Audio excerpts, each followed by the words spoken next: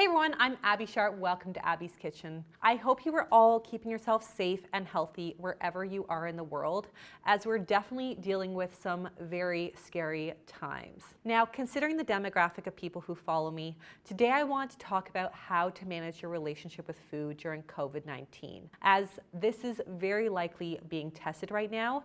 I know a lot of you have asked me for this content in my comment section. Now, as always, my general disclaimer that the information in this video is for education and entertainment purposes only and is not in any way intended to prescribe or diagnose. So always reach out and speak to a healthcare professional about your unique case.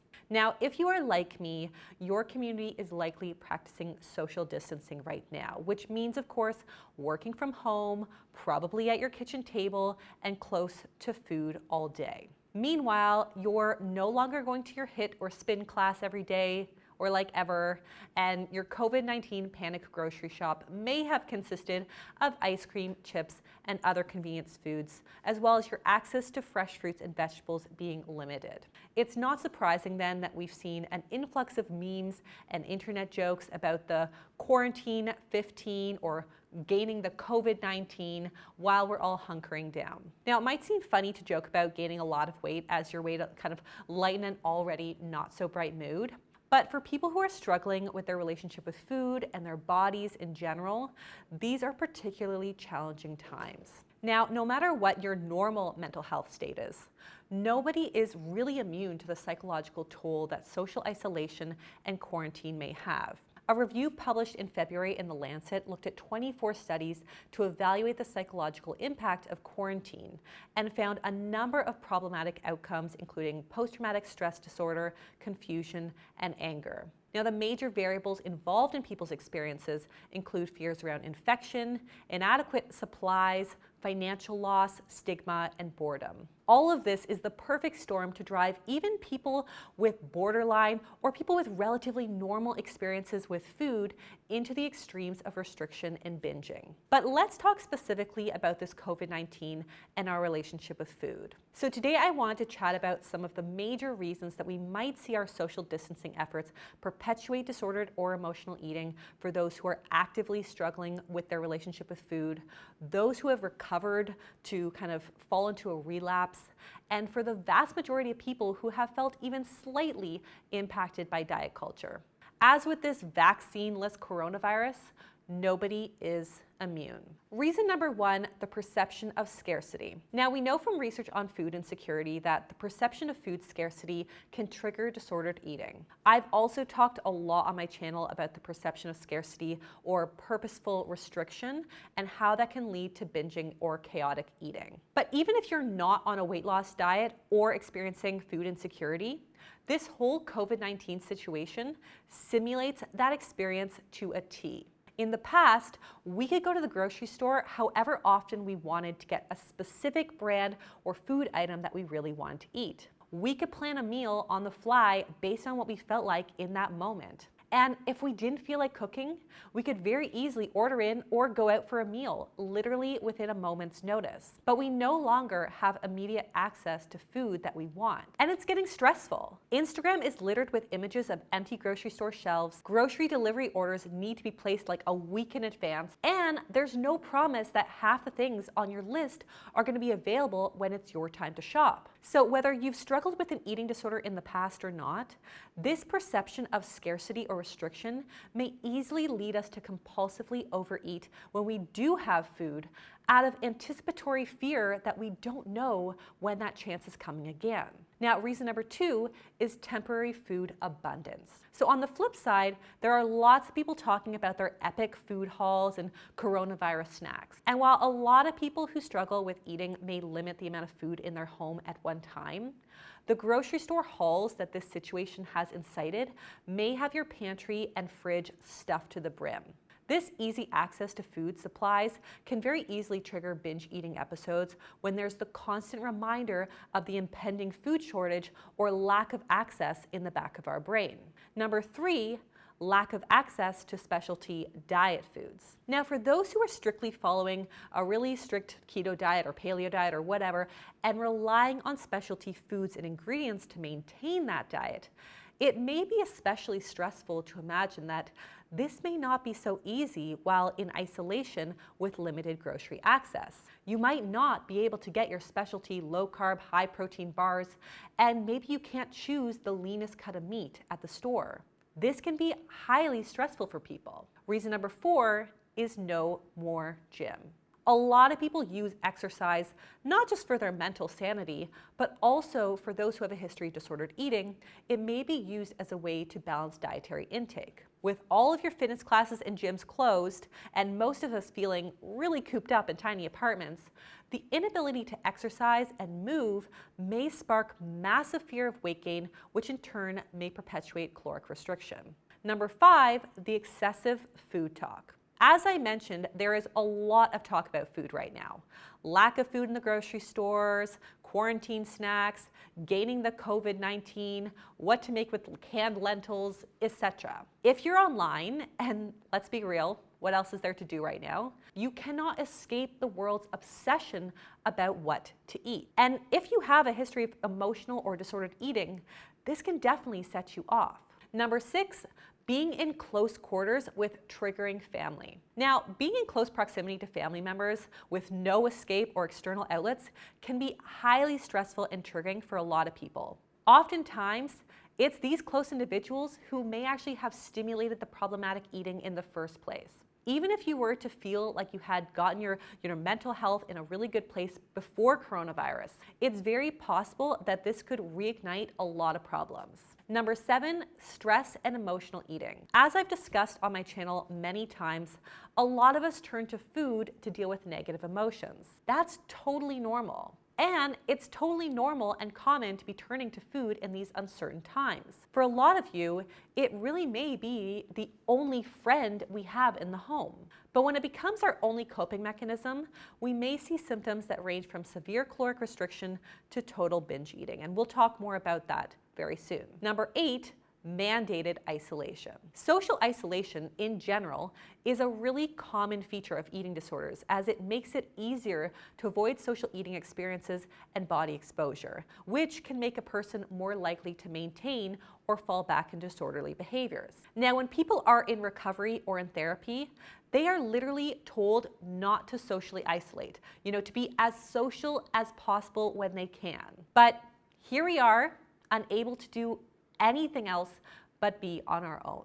And finally, the lack of access to therapy. Those who are used to getting regular access to therapy for anxiety, depression, and disorderly thoughts may be no longer able to do that thanks to social distancing protocol. Hence why this is becoming a big problem. Now, to help everyone during these uncertain times, I had a chat with 2 different intuitive eating dietitian colleagues about their experiences and what they're telling their patients in tough times like these. I was joined separately by Ellyn Silverman and Jessi Haggerty, 2 dietitians who work with eating disorder patients. So thank you both so much for joining me. Let's take a look at those interviews. Tell me a bit about some of the themes that you're seeing in your now virtual appointments. Over the last week, it's really changed. At the beginning of last week, most people were concerned about their work, concerned about, how are they going to keep going. This week, it's kind of changed to reality. Again, a lot of my clients are very food insecure. So they're just they're sitting at home and here they are dealing with their eating disorder and they don't know, they're looking in their cabinets, they're looking in their refrigerator. They don't know what to eat. And so it's changed to that. The other thing that I'm noticing is that some clients are concerned about them not being able to pay for their visits. Is it more important to go for their therapist or, go to their dietitian for a virtual visit? That's another running theme. And then a lot of them are having a lot of issues around isolation. So when they're in isolation, their diseases are more rampant and their voices are hard to ignore. So that, their eating disorder voice comes out loud and proud and they're not able to fight it. And it's interesting because some of them have been in really good, stable recovery for a long time. And thoughts of their childhood and not having food and, that stuff is coming up from a deep place that they've already worked on maybe, but now it's coming up in a different capacity. A lot of my clients are students that have now gone from living on campus to living with their families, and they're not in charge of when they're eating or what they're eating right now. So that can always be really stressful. A lot of my clients have started working at home all of a sudden. I'm used to working at home about half of my work time. But for people who are not used to working at home, it can be stressful to feel like on one hand, you have this like constant access to food in your house. And then on the other hand, you're kind of limited to how often you can leave your house to maybe procure more food. I know that in a lot of areas, there are a lot of grocery stores that have very limited amounts of food available. So yeah, it's, I think, pretty stressful no matter what situation you're in right now. So how can we eat intuitively when the food that we have in our freezer or our pantry is maybe not what we really want? Kind of go back to the hierarchy of needs and nourishment being one of them. And when they're, I'm kind of encouraging them to plan a little bit. Like I've had to see what's in my cabinets and my refrigerator and kind of look, okay, what do I have? I have some ground beef. I have some turkey breast. What do I have? And put together a little meal plan. So for dinner, we're going to have this sort of, if that lasts, and just go a few days out. Not to think about it too much. I also have them kind of reevaluate their label on the foods they don't want to eat. Like, why do you have that label on it? What's that all about? And can we think about it a little bit differently? Can you make something out of those foods that you have that you don't want to eat? Can you make it into something you would eat, like you might want? So instead of having, I don't know, tuna fish on crackers, can you put some peanut butter and jelly on some crackers and have a glass of milk? Can you scramble up some eggs? I don't feel like eggs. Well, how about if you stick some cheese in it and maybe some of that summer sausage that's in the back of your refrigerator that can last a long time, maybe sticking that in it. So rethinking, the basic reason why they're not wanting the food and kind of seeing if we can kind of change it around a little bit. I think that intuitive eating generally gets this reputation of being this like eat whatever you want, whenever you want. For the work that I do with my clients, I think that it is always very rooted in, first and foremost, like gentleness and self-compassion. So just being a little bit kinder to yourself now, knowing that there's never really such thing as perfect eating, but right now, like give yourself permission to do like a C+ job around food. But I think that the things that you can focus on are honoring your hunger, making time to eat throughout the day. I mean, I typically recommend clients trying to make space to eat every 3 to 4 hours, trying to get some protein, some carbs, some fat. There's a lot of flexibility that you can do within those parameters. And especially if you're working from home, like taking breaks to eat and fuel yourself. I think that when you don't have those natural breaks built into your day with commuting or lunch with coworkers, it can be really difficult to remember to eat sometimes. What are some of your top tips for avoiding falling into either restrict or binge-like tendencies during these times? I'm a big person about self-compassion and self-grace. And so, again, trying not to beat themselves over the head during a very stressful time, and letting them know that we all binge, for example, like we all have that tendency to want to do something that will comfort. So no judgment on that. Restriction, again, I'm honoring where they're at.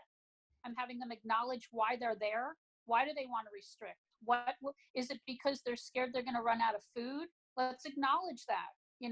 But then I have them kind of turn it around and again, some of these clients have had some tools in their toolbox that they're not using. So I'm like, okay, let's get that out. Let's redirect. But I want you to feel that feeling. I don't want you to push it down. So let's talk about it. I have them journal some of these feelings that are coming out that around their binging and restricting. If they're still on a meal plan from IOP or, in my practice, I don't really have meal plans, but I might have to do that. I have them go back to their meal plan for some security. A lot of this has to do with loss of control, of which they already have issues with loss of control, and they have no security. When are they getting groceries? How are they going to get out to get groceries? Who's going to get groceries for me? What am I going to get when I get there? or what are they going to bring home when I give them a list? So again, addressing that these are real concerns, not poo-pooing them and saying, oh, it'll be all right. For a lot of us, it's not all right. Yes. So acknowledging that that we're feeling that too, but let's kind of walk through some of the tools that you've used in the past to get through it. And then again, having them take a pause and do some grounding around meals.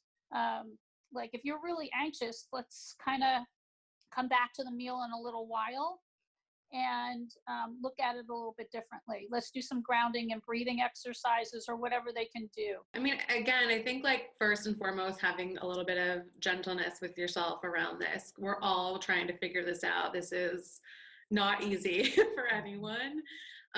But again, I think really trying to build in those breaks throughout the day. So every few hours, if you're making a schedule for yourself, like building in a time to like have a snack, have something to eat. If you have access to maybe like more fun foods that you might normally consider off limits, like making time to have those foods so they don't feel like they're in your house, but you're also not allowed to have them. Like allow yourself to have the foods that you enjoy.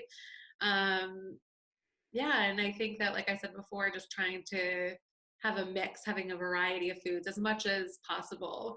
And I think now, even though our options are more limited, it is probably a way to start adding more variety into your diet if maybe you weren't someone who normally went to the frozen food section or to the canned food section. I know that there's like so many ways you can get creative with foods like that we don't normally think about. Totally agree. And a lot of us actually get into food routines, and for some people, those routines can be disorderly. So for some, this may actually be used to help us kind of edge into new food experiences.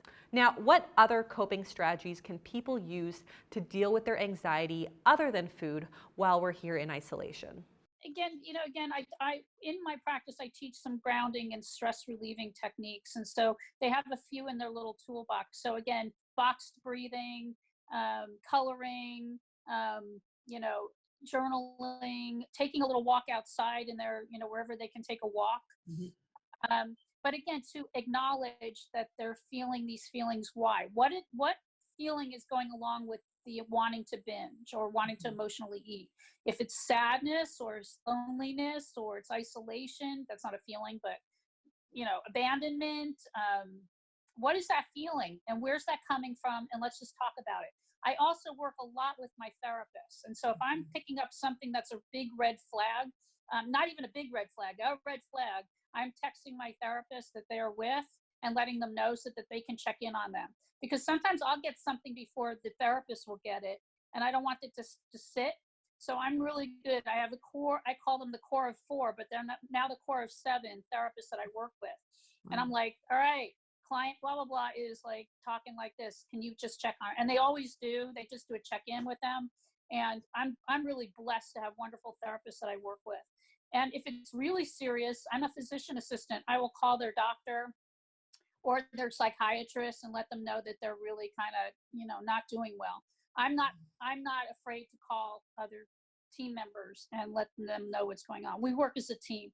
So again, that's some of the ways I deal with it. But emotional eating right now, we're all doing it. Mm-hmm.